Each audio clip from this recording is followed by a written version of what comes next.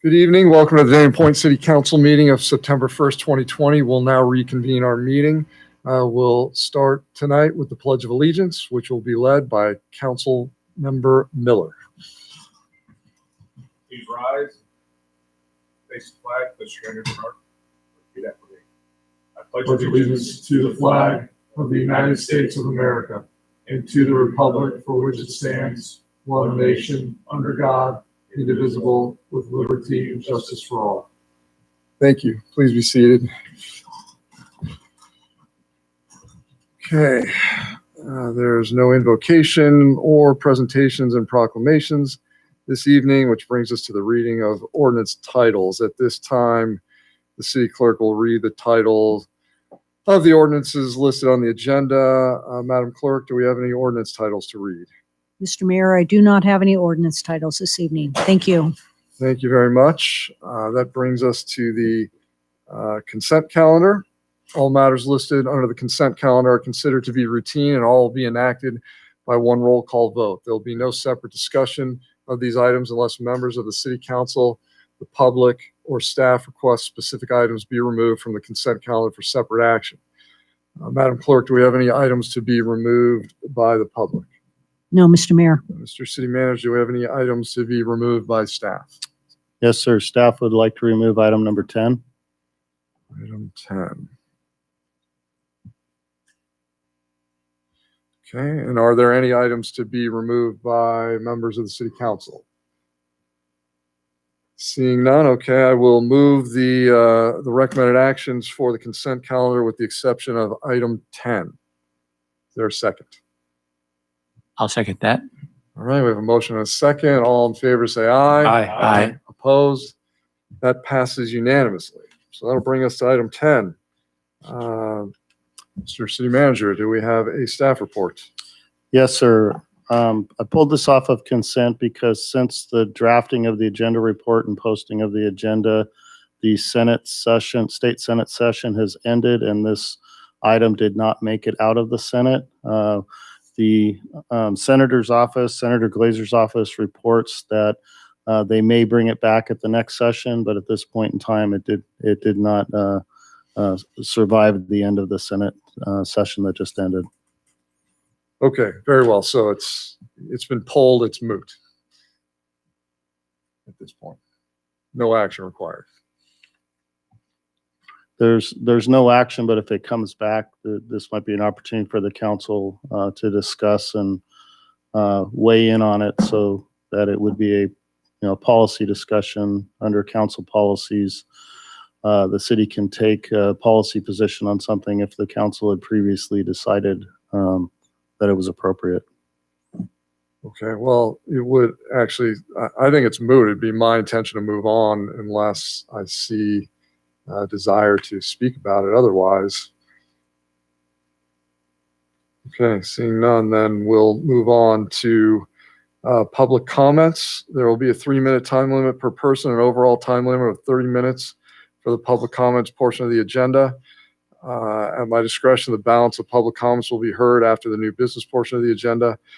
All comments are to be directed to the City Council, shall not consist of any personal attacks. Members of the public are expected to maintain a professional, courteous decorum during their comments. State law prohibits the City Council from taking action on a specific item unless it appears on the posted agenda. Madam Clerk, I notice you just handed me one speaker slip. I believe we have one speaker. We have two speakers. Pardon me, Mr. Mayor. We have one speaker that is here to speak, and we have 2 other public comments for me to read, if that's okay. Very well. Okay. So we will take the in-person public comment first. Our speaker here tonight is Daoud Ahmed. Good pronunciation, sir. Thank you. Yes, sir. The reason I'm here, that an incident happened that absolutely broke my heart. And then a resolution came after that, and it has to do with the parking on Puerta Lane, where Doheny Beach parking is, the big parking lot. I come to Dana Point all the time, and I realize this is not in your jurisdiction, but everybody seems to be passing the buck, so to say. When I was there one day, I saw a young lady with 2 children that almost is having a heart attack. Obviously, her car had been towed. and she didn't have a wallet, didn't have a phone, didn't know what to do. I got involved. I really felt for her. This was like about 5 o'clock in the evening. I called the number that is usually listed, and obviously a recording comes on. So I called the sheriff's department, and they were kind enough to get involved and say, okay, call DTS Towing. They're the people that have towed the car. So I called DTS Towing. This is about 5:30, and they said, fine, call back at 6 because we're all in a meeting. Now the children are cold. They have no place to go. We're feeding them. They're still crying. 6 o'clock, we called them, and obviously, again, a recording comes on. And I called back the sheriff's department again. They were very helpful, and they asked the towing company. The towing company came in, and I paid for the towing, which is fine, about $390, which is fine. The sad part was the poor lady now had 7 o'clock at night, had to drive 4 hours to go to Victorville. The thing that crossed my mind at that point was that if you look at their parking, if you park there all day from 8 o'clock in the morning to 10 o'clock at night, that's $14, $1 an hour. And they're charging $390? It gets even better. If you go 1 hour over the limit, they're still charging you $390. Now, I don't blame them.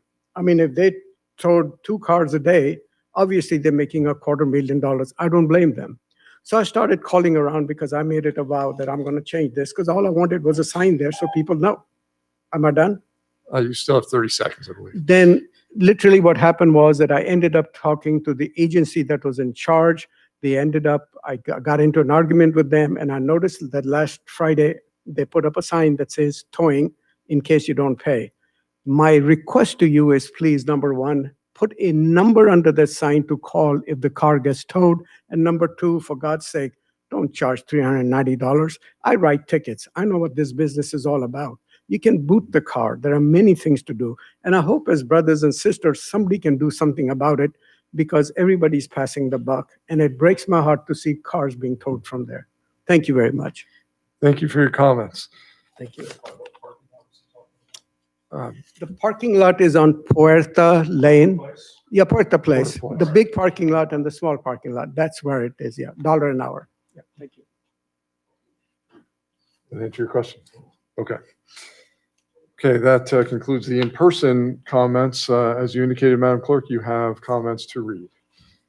I do, Mr. Mayor, and Acting Assistant City Manager Kelly and I will take turns. I'll read the first one.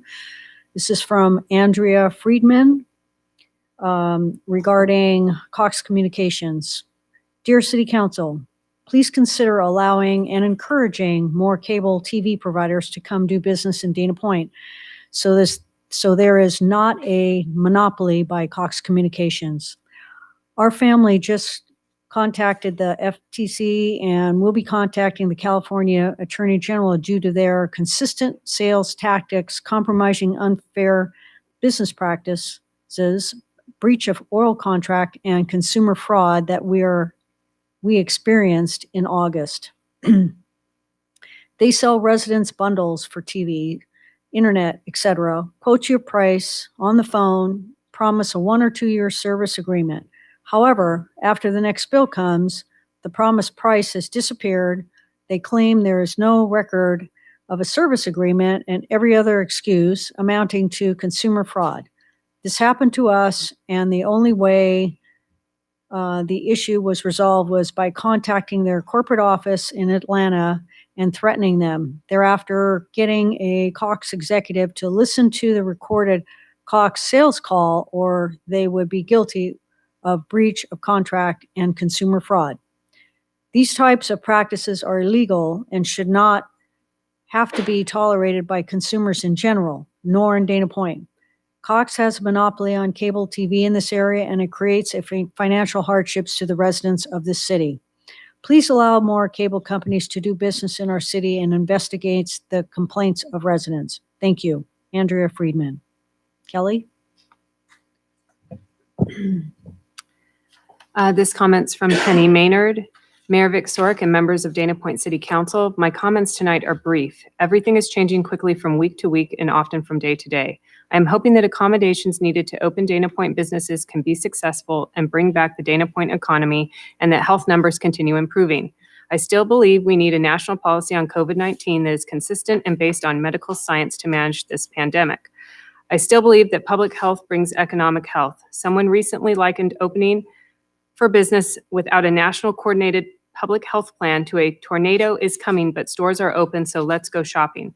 Many people are fearful of going back to past behaviors. My granddaughter began school at Cal State College. After moving into her dorm on August 17th, she had 1 week of classes, both in person and remotely. After that week, the school was closed down because of COVID-19 cases. So she is being moved out and coming back home. I was told the school was not testing students who were going back home. She is getting her own private test to protect her at-home family. Someone else told me yesterday that a student from ASU who tested positive came home to one of our local cities.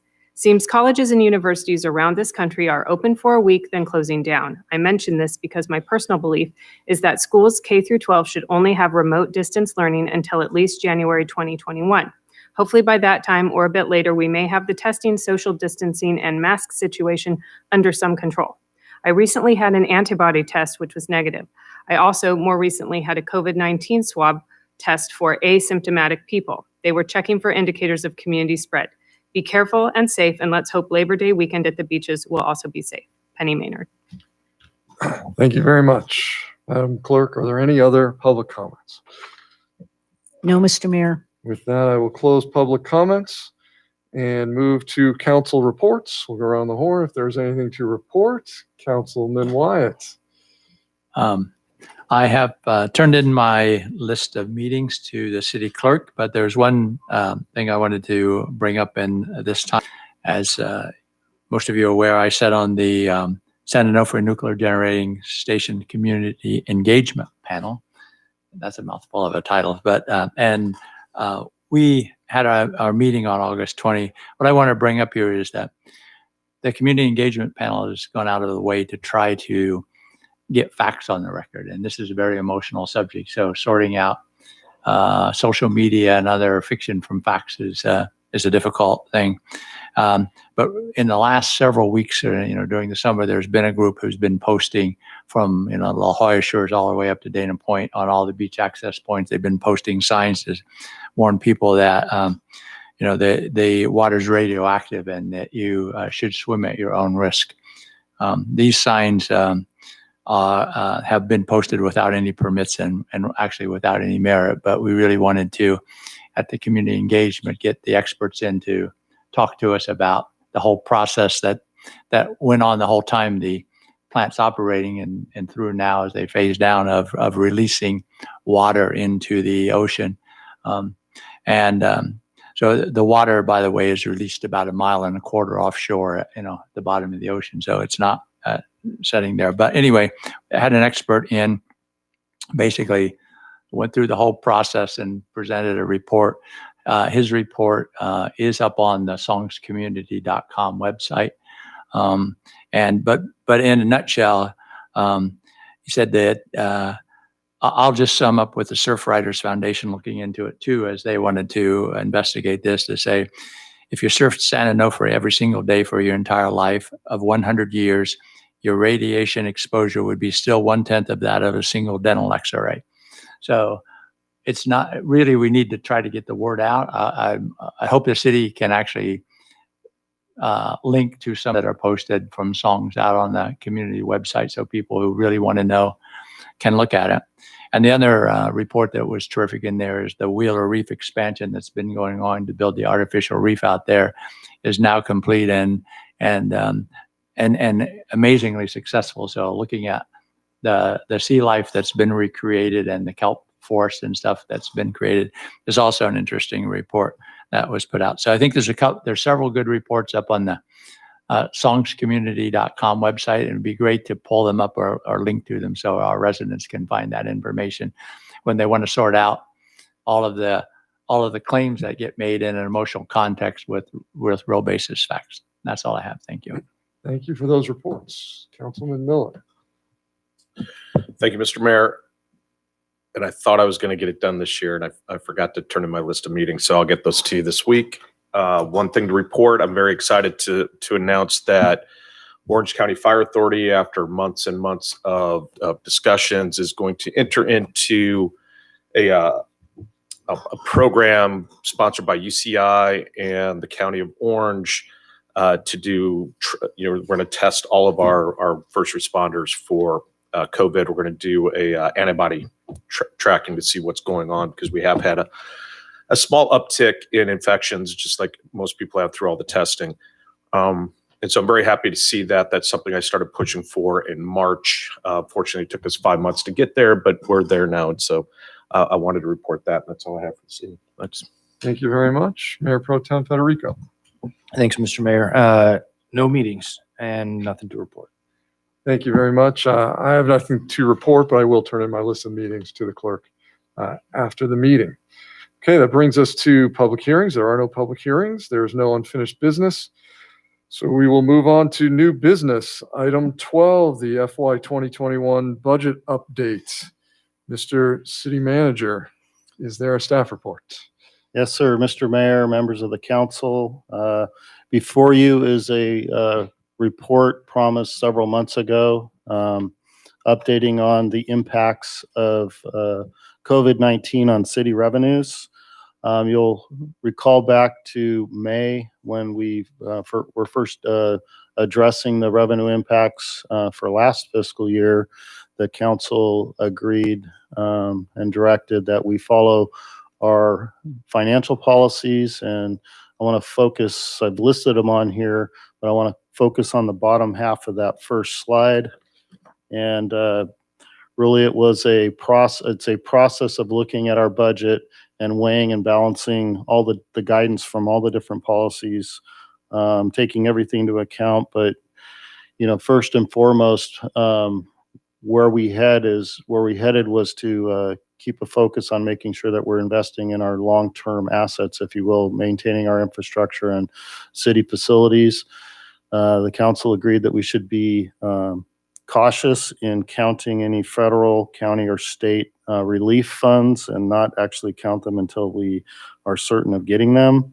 That we were to go through and reduce line items with the intent of minimizing service reductions, and then also to prioritize the use of city council designated funds. Those are the designated funds in the general fund are the Section 115 unfunded pension liability trust fund that the council set aside for us to begin looking at investments that can help us down the road several years out with our unfunded pension liability. Also, general plan update, $1 million was set aside for that. And then over in the capital improvement fund, we have the council set aside $5 million for addressing some, I call it the hopes and dreams list, but a list of projects that were included in the budget. There's a page in the CIP that talks about unfunded projects that the council would be discussing in the coming years. No necessary priority to those. And one other designated fund would be the Doheny Village beautification account. So those are the designated funds to make sure we're taking a look at if we're going to tap into those, how we're using them. And then to utilize our policy reserves that are listed in our general fund reserve policy number 233. That's the economic stability reserve and the extreme event reserves. If we're going to tap into any of those reserves per policy, we also need to make sure that we're not spending everything right now that we're anticipating, or at least ready for something else to happen. So don't spend all your reserves right out of the gate. Slide 2, in May 2020, the council did adopt a host of budget amendments to solve the FY20 budget hit, which was estimated at the time, shortly after COVID hit, that we were going to lose about $4.2 million in budgeted revenue for last year, ended June 30, 2020. The list of all the solutions that the council approved, and we covered these at length back in May, are listed here. I'm not going to go through them other than to point to the bottom one, which was we did tap the economic stability reserve for $935,000. And as we move forward, I'll tell you what we've done to address it and how I'm recommending that we utilize it again going forward. On slide 3, The approved FY20 solutions, the council approved solutions, coupled with the positive results we saw in FY20 was we were able to finish the year with our unassigned fund balance at 147% of what the policy is. The policy being 7% of the general fund budget. And we finished at over 10 million instead of, I'm sorry, not 10 million, but we finished at 147% of that policy level. We did return the $935,000 the council approved drawing out of in case we did lose the 4.2 million. We were able to put that money back by June 30. Our extreme event reserve we never touched. We did not touch the Doheny Village beautification reserve. We had a budget. We had a transfer into the community investment account from prior surplus this last year, and we basically canceled $1 million of that transfer to help solve the FY20 issue. And we also drew down $1 million out of the unfunded pension liability reserve. The council approved applying for federal, state, county, any kind of relief funds we can get. And to use those in a priority order, which was to replenish the economic stability reserve. So we haven't received some of those funds yet, but given how we finished last year, like I said, we were able to reestablish the full policy level economic stability reserve amount. And then should we get relief funds and or other funds, that we need to look to solving the current year FY21 budget and also looking into FY22. Replenish the unfunded pension liability, the $1 million we took out of it, and also replenish the community investment account. Moving on to slide 4. We finished fiscal year 20. The slide here says we finished $900,000 better on revenues than we had forecasted literally mid-April, late April, as we were facing and figuring out what was going on with COVID. I'm happy to report, since putting this presentation together last Thursday, that we've since received our final revenues in that accrue back to last year, and we finished it just over $1 million better. So 100,000 better than what I factored into all of our numbers here. Some of the notable variances, our hotel tax, with several of our large resorts closing back at the early April, we didn't know when they were going to open and in what fashion, how many room nights we're actually going to be able to rent. So we took a very conservative projection just going through June 30 for that short couple months. We did finish $360,000 better. Sales tax was also one where we were throwing darts in the dark a bit, because the governor had just announced that a lot of small businesses didn't have to pay their quarterly sales tax, and that directly impacted our allocations. And we ended up finishing the final property tax payment we got a couple weeks ago that accrues back to last fiscal year. We ended up $240,000 than our lowered budget amount. The city also has on deposit, anytime somebody's doing construction that involves or rehab work that involves demolition and materials, we've got a code that requires them to recycle them. And if they don't prove that they've actually taken them to the materials to a certified recycling facility, then the city keeps the deposit.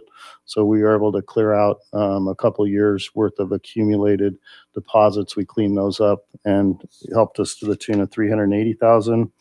Investment income I've always budgeted it low, just in case. So I've never had a investment income budget actuals come in less than budget, but we did finish the year a little bit on the positive. And then we had projected utilizing some grant funds for some planning related studies. Those will carry over, but the actual costs, the contracts are also in a carryover into FY21, but I'm just showing it here to balance the numbers. On the expenditure side, we did finish 1.6 million under the amended budget. But as I just mentioned regarding the grants, we do have 489,000 of purchase orders we're carrying over, so those are a wash. We did reestablish the full balance for the Economic Stability Reserve. And our unassigned fund balance did finish $1.3 million better than policy. And that moves us into fiscal year 21. So our starting point, my starting point for this year was to increase our economic stability and emergency reserve or extreme event reserve to what would have otherwise been the policy level, which the policy states you take your budgeted revenues and multiply them by 11% in the case of the economic stability reserve and 9% for the extreme event reserve. Even though we're lowering our FY21 revenue estimates because of COVID, I left the reserve calculation based on the original budget with the thought that when we get to next fiscal year or the following fiscal year, we're going to be back to normal, somewhat normal revenue levels, and we don't want to have to rebuild those reserves. I always want to be playing off of what they would otherwise be instead of taking into account what I hope is a one-time event that COVID is causing on our revenues. So the 1 through 6 listed here, those are the next 6 slides that I'm going to go through as far as proposed changes to the FY21 budget. So on slide 6, first recommendation is that 1.3 million of excess beginning unassigned fund balance that we have that I mentioned over the policy requirement. I'm recommending that we utilize that to help balance the hit for this year instead of transferring over to the capital improvement fund into the community investment account.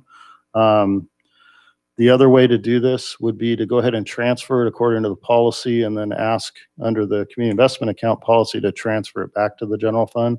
So I'm just shortcutting that discussion and saying I'm recommending we use that excess fund balance last year and not put it aside for into the community investment account. On to slide 7. So the hit that we're recommending, that we're projecting is a net 5.95 million off of our originally adopted budget from a year ago for FY21.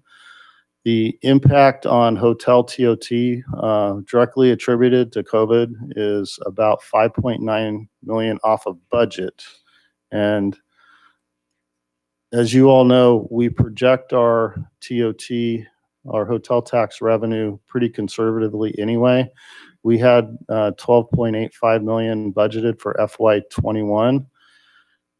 If I go back 6 months to February and was projecting off of what we were seeing, FY21 was looking like it was going to hit 13.6 million, 13.5 to 13.6, and then COVID hit.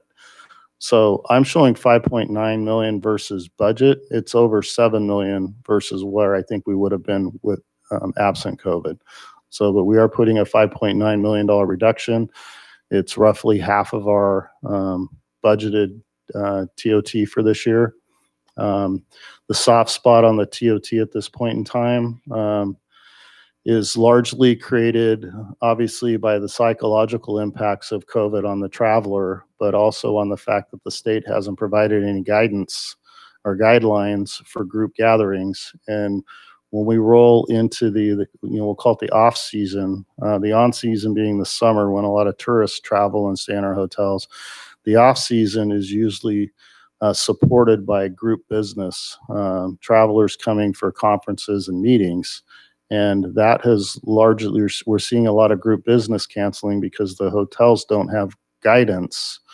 In addition to the psychological and the economic impacts of what appears to be a lot of companies struggling right now, not having the guidance to do the group gatherings is also difficult for the hotels to say, come on down and we can host your large meetings and so forth. So we are still working through the league and through the CSAC, the county association, working with the governor's office, but it's been hard the past 4 weeks to get any interest from the governor's office to talk about providing additional guidance. So we've taken a pretty dim view of what we might be facing for hotel TOT this year. And I'm not going to tell you it's not going to be better. I'm hoping it's better, but I'm not going to tell you it's not going to get worse than that, because it could. And we need to stand ready to continue adjusting. Sales tax is also reduced $1 million below what we had predicted for our budget, directly as a result of a hotel and also impacts on restaurants. Short-term rentals, we have reduced down to a comparable amount of what we experienced this past year. That might end up being a bright light, but we'll see. So we have reduced it $250,000. Property-related taxes, this includes property tax, property transfer tax, and in lieu property tax, 3 different line items. The shining star in there is property transfer tax. We're seeing quite a few property sales, and the city and the county both get a special fee that's assessed on sales of property. And what we're seeing here, we just got an abnormal, if you will, abnormally large remittance a couple weeks ago for August, and it's directly attributable, according to the county, to a bunch of several or many properties in the Monarch Bay area selling. So there's been quite a bit of sales activity there, and we might expect to see that actually improve better than what I'm showing here. And then in regards to licenses and permits, and also charges for services, our development activity continues to be strong. Our development counters continues to be busy. Our budget from when we established it a year ago, we keep looking at some point in time, development's going to slow down. So we don't want to over project our revenues. Comfortable to bump up those revenues.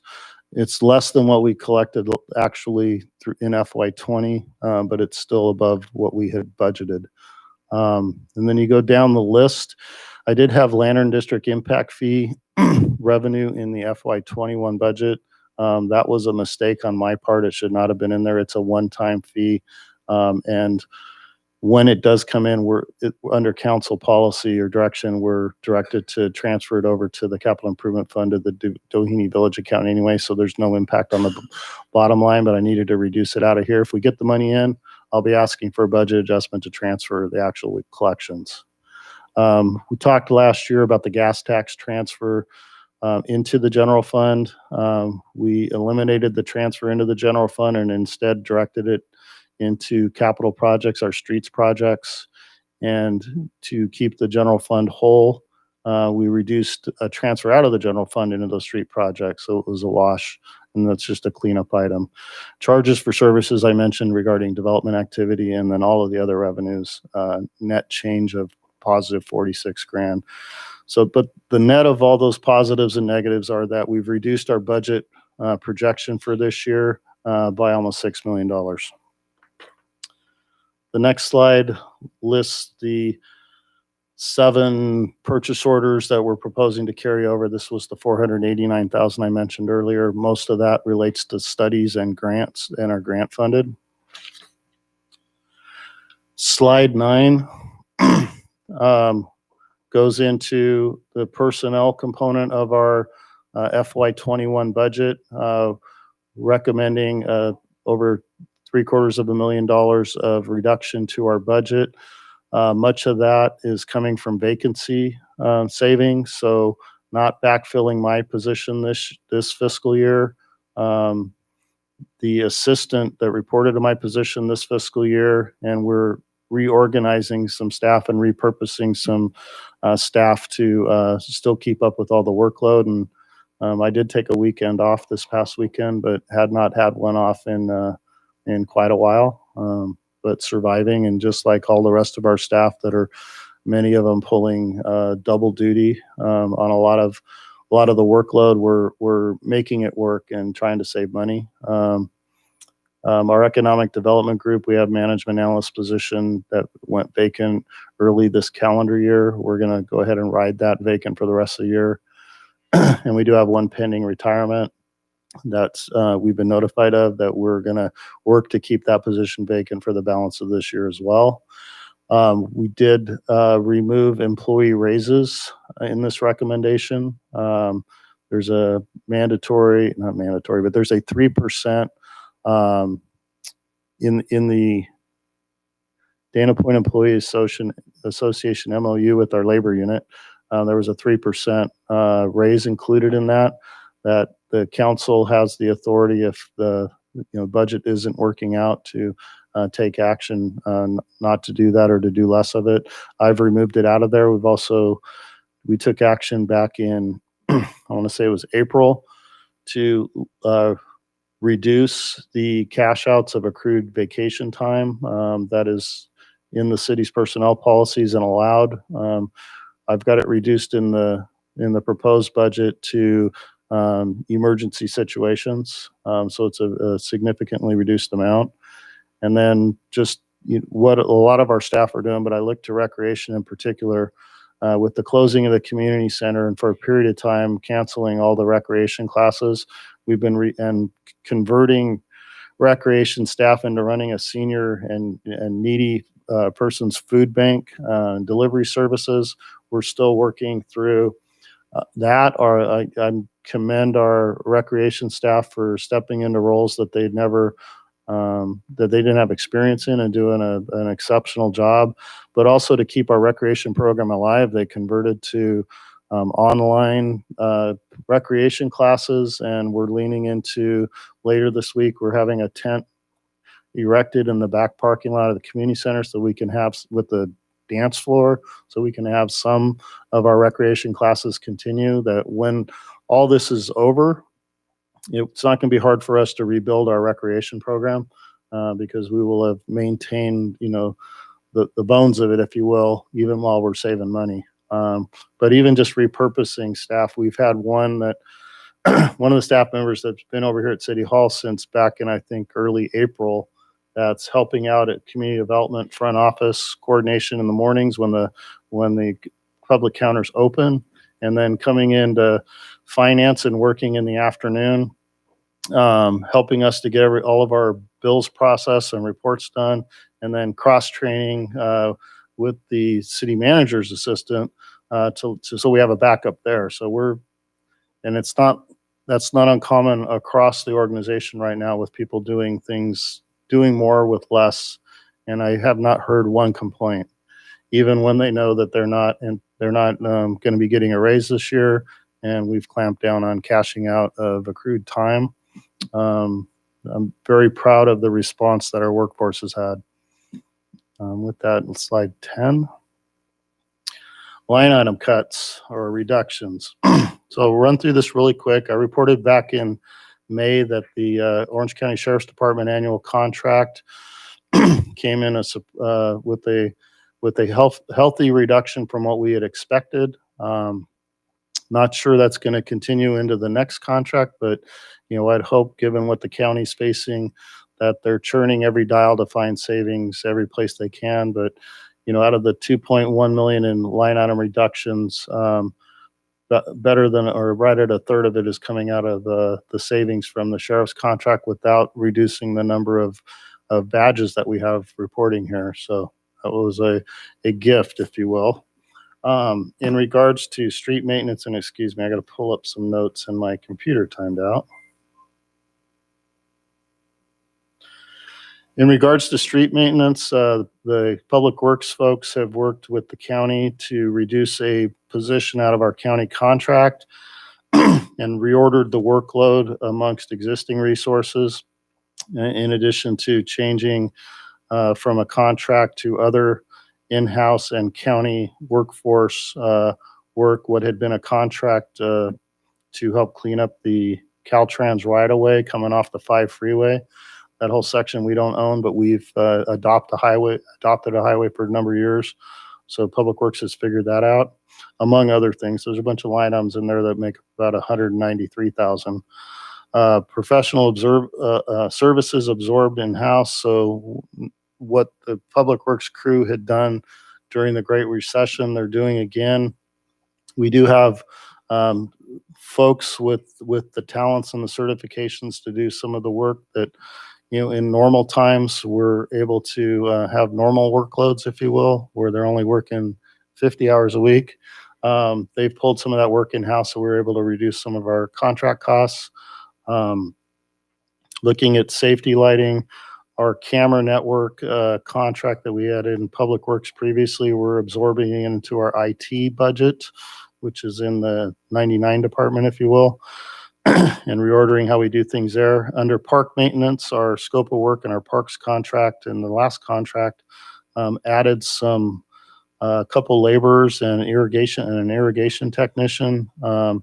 We've been running without those since May to create savings, and the parks and facility staff have figured out how to get all the other work done and keep an eye on things. And I haven't seen a degradation in the quality of our parks. Landscaping, the median landscaping is the same thing. They're part of the same crews.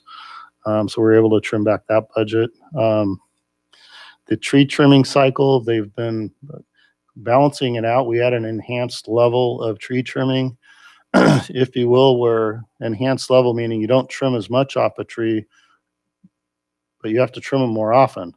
So if you were to drive by Sea Canyon Park, for instance, they did this new cycle that they are pushing into our system of doing a little bit heavier trim, so they don't have to do them as frequent. So they're able to save money there.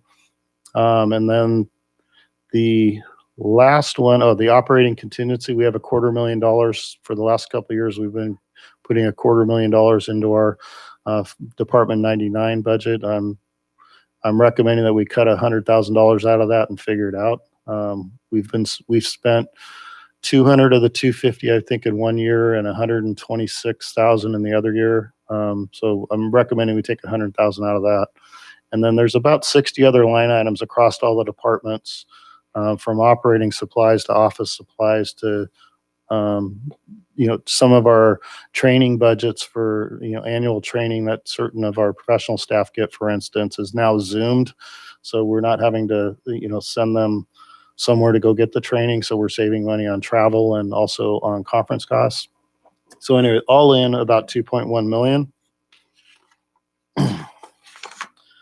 Slide 11 is an important one now. So I'm back to that economic stability reserve.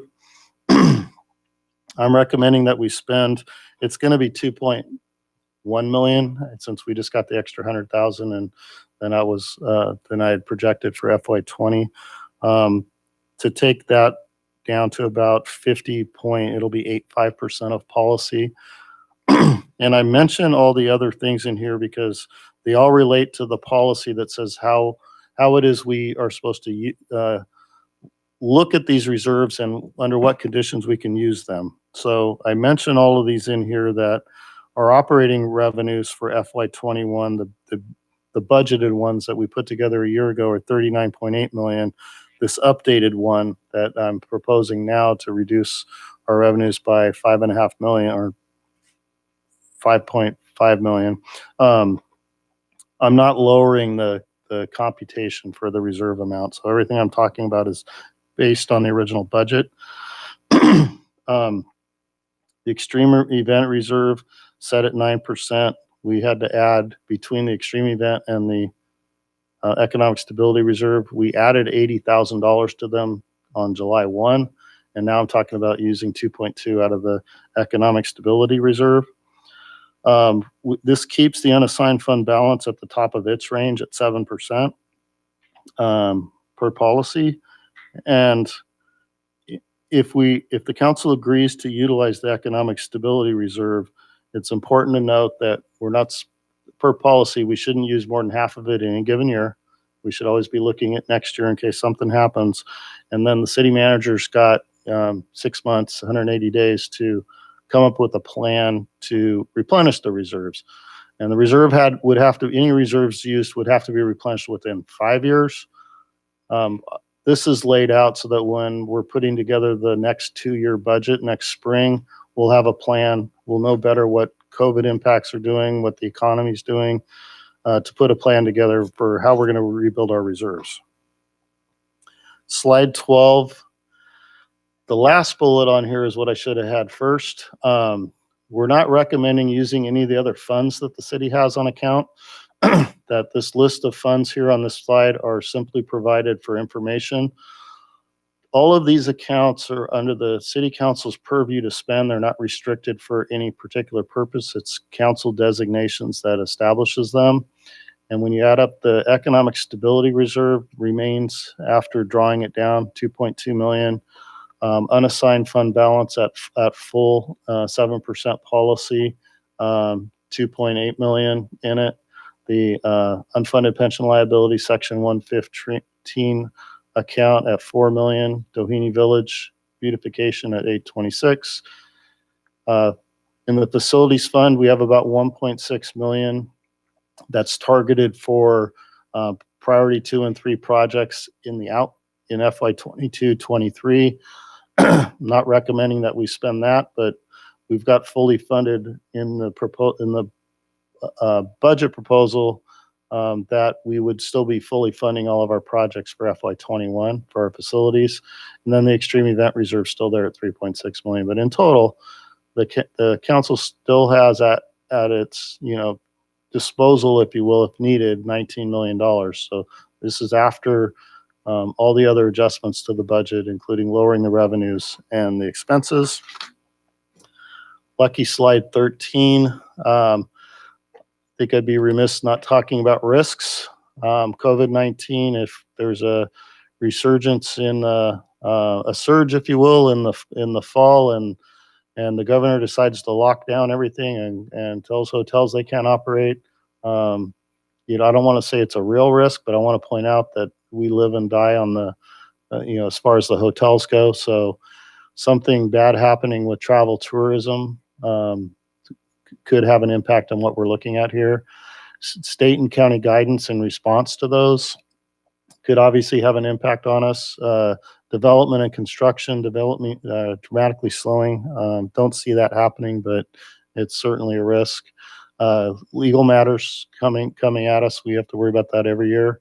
And any other risk. I'm sure that all 4 of you could point out risks that I haven't pointed out here that could impact either our revenues or expenditures.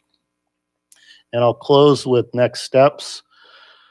My plan is to listen to you tonight. If you have some adjustments or tell me to go in a different direction, we will do so. I plan to bring back actual budget adjustments for action by the council at the next meeting on the 15th. Committed to providing regular updates to both the Financial Review Committee and the City Council as we move through these interesting times. And depending on changes to the financial conditions, back on slide 3, we talked about prioritizing if we do get relief funds in, how are we going to spend them? The Financial Review Committee did ask that as those funds come in that might exceed what we're already looking at, we should bring back and talk about the priority order as well. That was something, the priority order was something we put together last May. And then finally, next spring, preparing the next 2-year budget. I didn't say on here, updating the long-term financial plan, which we're already working on. And obviously a plan to replenish the reserves. And with that, I'm available for questions. Thank you very much for that report. Madam Clerk, do we have any public comments? I do not have any, Mr. Mayor. Okay, very well. There is no action on this. It's simply receive file for us to discuss.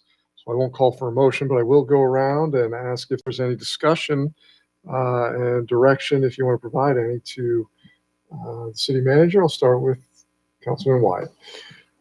Yes, I have a little bit of input. I've gone over this with Mr. Killebrew already, but we'll revisit it again. I mean, obviously, this budget is trying to sort of still faces a lot of unknowns and uncertainty. We don't really know the impact yet, so we're trying to figure out that fine line between overreacting and underreacting to the financial impact. And we'll have to just continue to watch that because we don't yet know what we don't know. So as we're looking at the budget, but when we put the FY 19-20 budget together and the FY 20-21 budget together for the first time, we went back and redid our strategic plan, and we tried to budget against strategy and programs, that is, in priorities.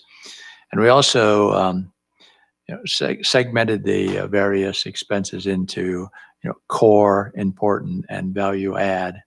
And the reason for that work was exactly what we're facing now, so that when we needed to react, we could react. We know we had to keep core things, and then we look at, value adds came away first, and then important. You had to figure out the priority order within those done from our strategic plan. We did an okay job of, I think, for these two budgets, for trying that for the very first time. And I can remember the conversations as we go through it. We'll figure out how to get better at those.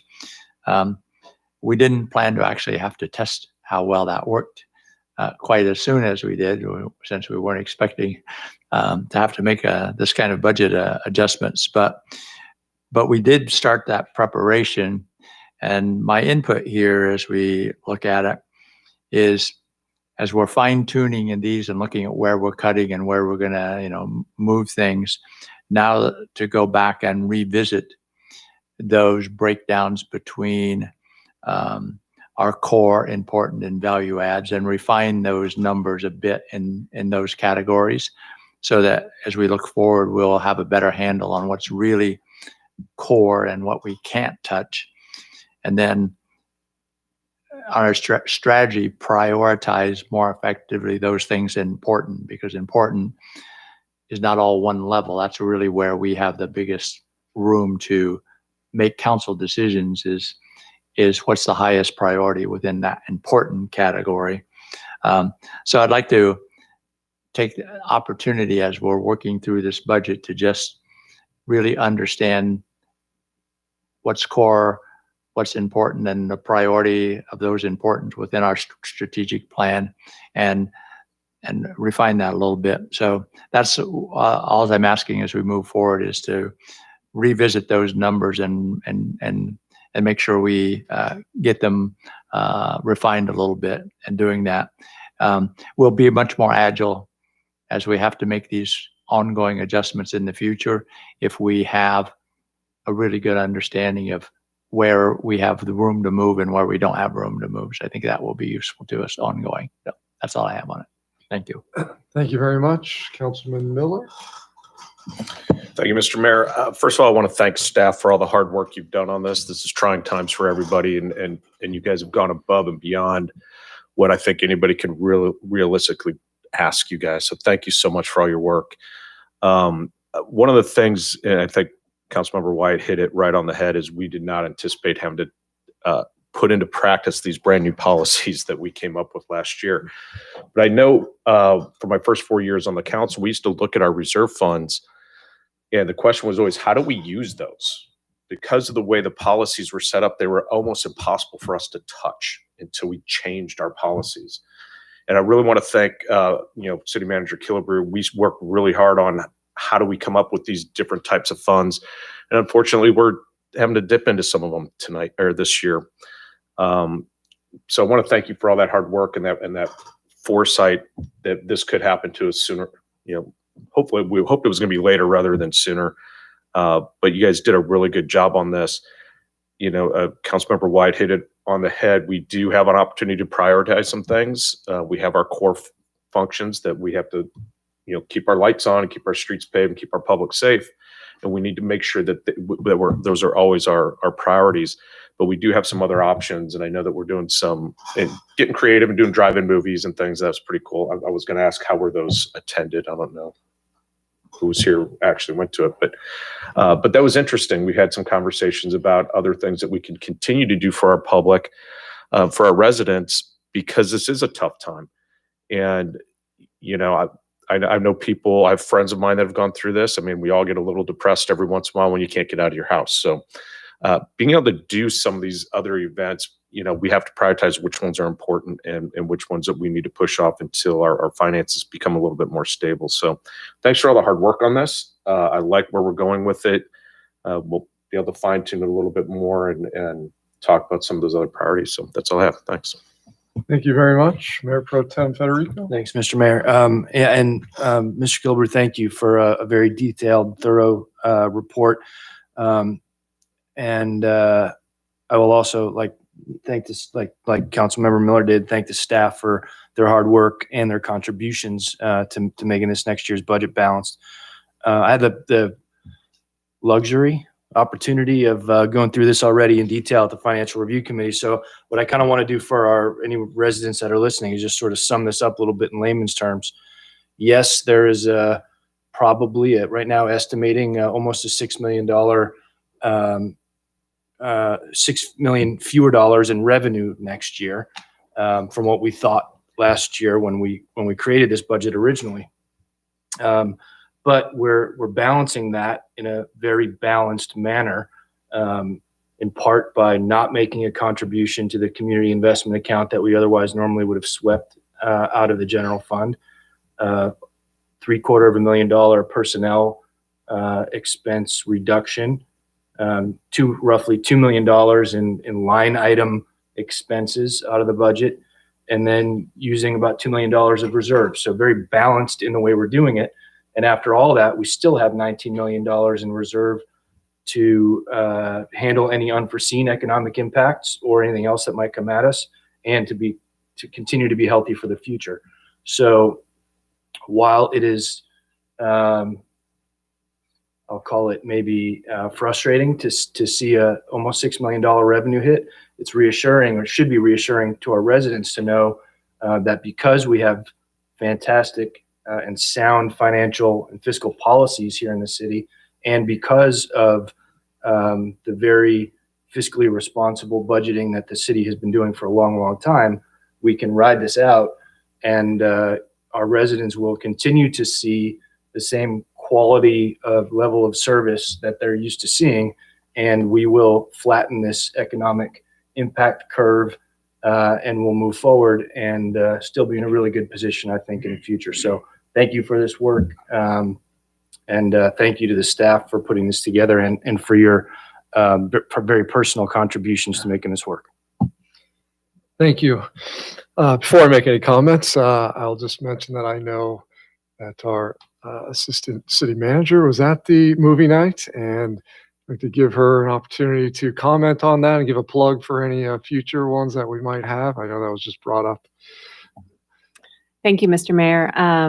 Last weekend's movie was well attended and was very enjoyable. And we are looking at a couple more movies for September, so there'll be more details to come. But I know you also enjoyed the movie as well with your family. Thank you. That's right. Okay. Thank you very much. All right. So just to follow up on what the Mayor Pro Tem said, I'm also on the Financial Review Committee, so I won't go over everything we discussed. And I don't have many more comments than what I had at the Financial Review Committee meeting. But I do just want to point out some things that I do appreciate, that how difficult this is when you are trying, Mr. Kilbrew, to figure out how to close the hole that we're in.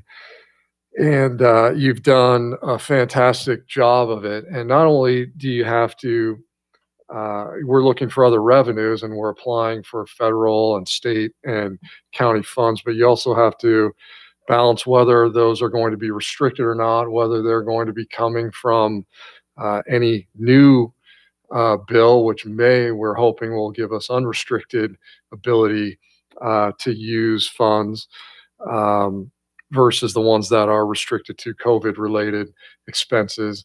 And so it is very difficult in trying to juggle all these variables and unknowns.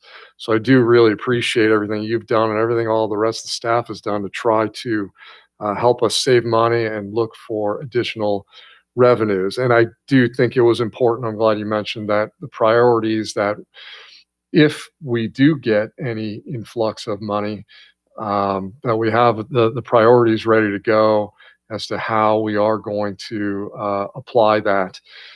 So I appreciate your work on that and putting those together for us. So having said that, those are all the comments I have. In light of what anyone else has said, I'll ask if anyone else has anything before we move on. Okay, not seeing any. This was just for discussion. So no motion necessary. We'll move on to item 13. Item 13 is the consideration of filling the council vacancy created by the resignation of Councilmember Lewis. Mr. City Manager, do we have a staff report? The city attorney will provide the report. Good evening, Mr. Mayor, members of the council. Before you is a brief presentation on the legal requirements when a council member resigns their position. The short version is that under the government code, you have 60 days from July 28th, the date that Ms. Lewis's resignation became effective, to either fill her spot for the remainder of her term if you choose to appoint someone. If you do not choose to do that within that 60-day time, then the matter goes to an election. There is currently an election, as you know, scheduled for November 3rd, at which time the position would be filled. That concludes my report. Happy to answer any questions. Thank you very much. Madam Clerk, do we have any public comment? Mr. Mayor, I do have one public comment, and it is from Mark Zanides. It starts by saying, gentlemen, under agenda item 13, the city attorney proposes that you consider whether or not to appoint an interim council member to replace Deborah Lewis. He takes no public position on whether you should or should not make such an appointment. I urge you not to appoint an interim council person. It will have been more than 1 month since Ms. Lewis resigned. I'm aware of no issue requiring a full council that will present itself before the election on November 3rd. There's no reason with such a short time remaining that you need to make this appointment. Should you choose to do so, it would be highly improper to select one of the two candidates for District 4 to be the interim council member, just as it would be improper for a sitting council person to endorse a district council candidate. It would be improper for the council to issue a de facto endorsement via temporary appointment. Let the voters decide, free from council influence. Sincerely, Mark Zanides. Thank you. Okay, thank you very much. And I believe you said we only had one comment. Okay, so I will go ahead and close public comment and bring it back to the council. I'll call for a motion on this item. Mr. Mayor, this Councilmember Miller, I feel like I'm Yes. still on TV, or still on my call-ins. Councilman Miller, yes. I'd like to make a motion that we go ahead and fill this position on the November 3rd election. Okay. That we Well, not appoint, that we go ahead and wait for the November 3rd election to fill the position. Okay. All right. Is there a second? Second. Okay. So we have a motion and a second. We will open it up to discussion. The maker of the motion, you may go first. I think it's kind of self-explanatory. We're within, 66 days right now, I think is the number of a new election. It doesn't make sense to call for a special. And I just don't think it's appropriate to appoint at this point. That's it. Okay. Thank you very much. Councilman Wyatt? I agree with the motion that's made. I think it would be inappropriate for us to try to fill this in the days when the election's such a short distance away. So that's all I have. Thank you. Mayor Pro Tem Federico? Nothing? Okay. And yeah, I think I agree with those comments. We only have one more meeting in September and then 2 meetings in October before the election comes. So with that, I'll call for a vote. All in favor, say aye. Aye. Opposed? That passes unanimously. Okay. Moving on to item 14. Memorandum of Understanding between the City of Dana Point and the Orange County United Way. Mr. City Manager, do we have a staff report? Yes, sir. Kelly Renders, our Assistant City Manager, will provide the report. Mayor, City Council, for your consideration tonight is an MOU between the city and the Orange County United Way. Councilmember Wyatt has been working with the United Way for several years. Months ago, he brought forward this financial literacy program with an interest in providing this resource to Dana Point. The financial literacy program is staffed and provided by the United Way. The school district offers the site and makes program referrals to families, and the city helps to promote the program, identify potential families and individuals that could benefit from the program, and assist the United Way in implementation of a needs assessment survey.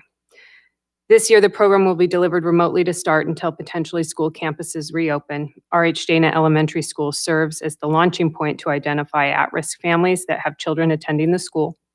The aim is to provide support to 50 families through RH Dana, and what my staff report missed is that services are also available to another 50 families in Dana Point that are in need of the skills and resources to overcome barriers to stable housing, education, and financial stability. Mayor, if I may, Councilmember Wyatt, who worked with United Way to bring the program to Dana Point, may have additional context to add to my staff report. Certainly. Councilman Wyatt?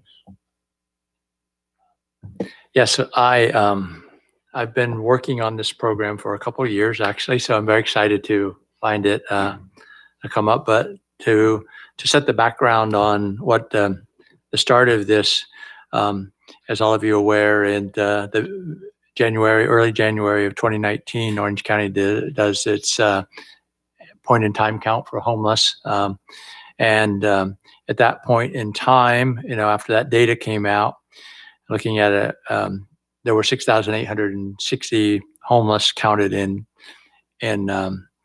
Orange County. But the number that really got my attention was that 2,620 of those said that they became homeless for the first time in 2018. About 40% or 1,048 of them stated that the cause was economic, of becoming homeless, that they got in an economic situation and lost housing. Our plan at that time, as I was working on homeless aspect and starting to work with the Commission to End Homelessness, was to provide 900 additional homes per year to help eliminate homelessness. But the numbers, when we had 2,620 coming in and 900 new homes, made it apparent that we weren't going to end homelessness simply by adding houses. We needed to actually reduce the number of people becoming homeless and have preventive programs. And the financial area appeared to be the most straightforward to tackle. Behavioral is a little more complicated, although I've spent quite a lot of time working where I think we're beginning to make progress on that also. The issue was that in order to prevent somebody from becoming economically homeless, you have to know that they're at risk. And we really don't have an outreach program to identify those within the city at risk. And that's a very tricky thing to do, because you have to have enough contact and trust with the people to begin to learn that issue. It's not something that normally they are out advertising about, if you will. So in looking at how, I thought we've done a good job with getting outreach to the homeless in the city and beginning to identify them, but we didn't really have a plan to get outreach to those who are at risk of becoming homeless or an economic situation. And doing that, I started various programs around, and I found out that United Way had put together a couple of small pilot programs at a school in Anaheim and one in Garden Grove to deal with it, because the teachers and staff at those schools had enough relationship with the parents to begin to know through parents and children who at those schools were at risk and start to identify them. And they had leveraged on their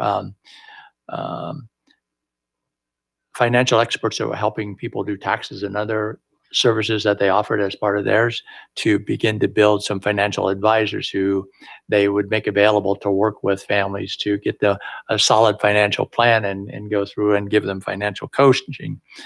And so we begin to talk about bringing that program to RH Dana, which they were very interested in doing, and the principal there was very interested in doing.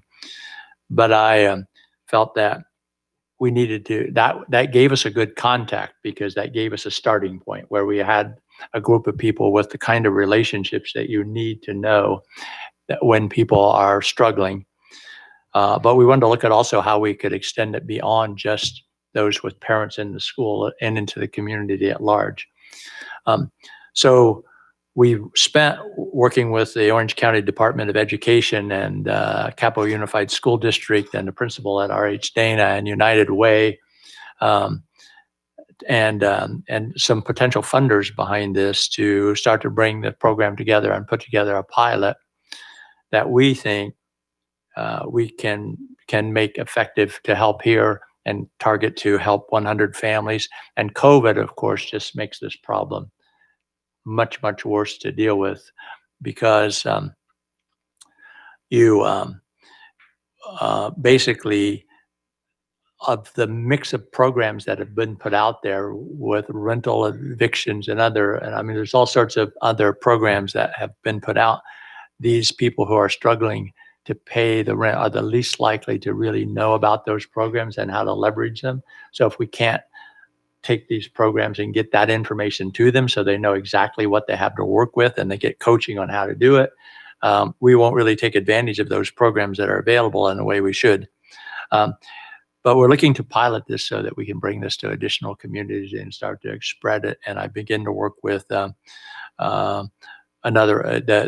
Be Well organization, looking how we start to to bring in the mental health organization to do preventive programs to help people not become homeless due to mental health problems, but catch them early before it's a crisis. So this is a good pilot program for us to bring in. I think it will be good for the community.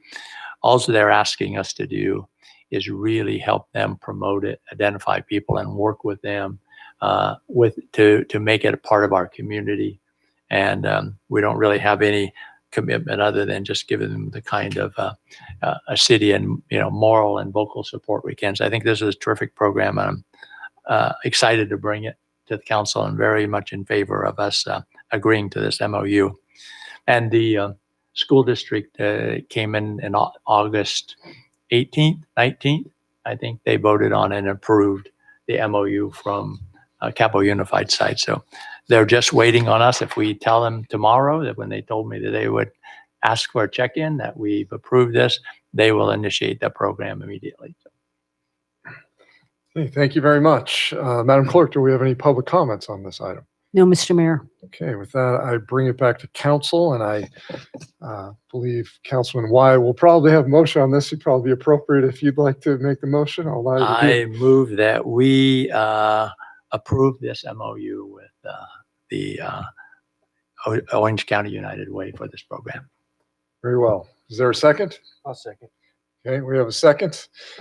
So with that, I'll allow the maker of the motion. If you have anything further you'd like to add. I don't have anything else. I've made my pitch. Okay, thank you very much. Councilman Miller?